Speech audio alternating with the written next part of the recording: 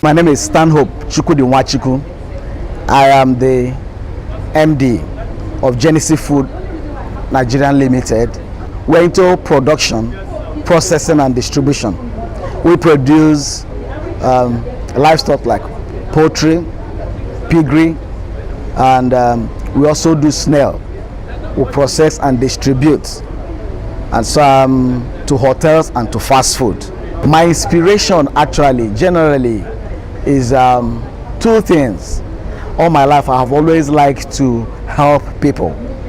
In fact, that's one of the goals of Genesis Food, to put food on the tables, both for the poor and to the rich, to make food available to people here in Nigeria, and God also willing, to the entire continent of Africa.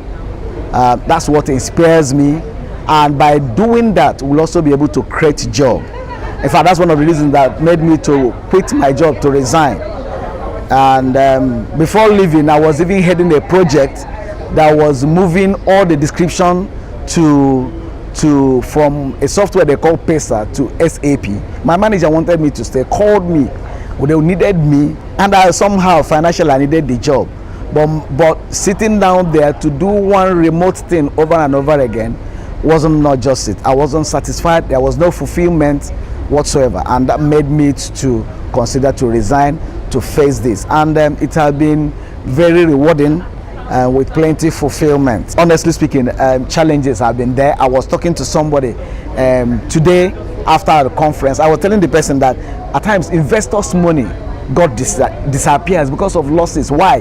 The challenges we have, the environmental, the business environment here in Nigeria is very rough, is very challenging, and that's what 80% of why businesses collapse. It's not that people steal money or people mismanage money. The truth of the matter is that the business environment is rough. At times, most things you plan on paper, they are not always there. For instance, power failure. We have had losses in chicken processing and production, over 3 million. That wasn't our making. So that's a major challenge. But what has kept us going is that we keep thinking around it. Right now, we are developing things called blast freezer, looking for alternative, figuring out how to come out of most of these fierce challenges you don't see in other business environments around the world. And my encouragement for the young ones, first and foremost, is try to know your passion. My passion to make food available to the poor and to the rich, to be able to help people create jobs, to be able to assist people, especially people who are in their need, have kept me going.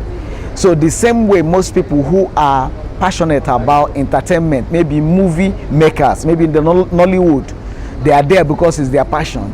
They have grown so much that even if you give them a job in oil and gas, they won't come. The same way, any young person who is able to discover his passion, one or two or three, walk around them and see the one that work well with the person. That's my humble advice for any young person, to first and foremost discover what your passions are, what you think you are wired for, things you are actually created for. When you're able to discover that, learn on that, I think it will actually help any young person to take any radical decision that will be able to change the person. But that will be an incomplete message if I don't add this. If you discover your passion and run with it, you might hit a brick wall that can destroy you. When you discover your passion, I encourage young people, look for a mentor, look for a coach who have passed through that, who is in that line of business, who is in that line of business that you have discovered. Go and learn from them. Go and be inspired from them. You learn from their mistake, learn from their successes, so that you don't make the same mistakes they made. And the greatest thing they will even do for you is to establish a very strong network, which probably you won't be able to build in the next 20 years. And at this point, I just want to thank you for this opportunity to share my experience and encourage young people. Thank you very much.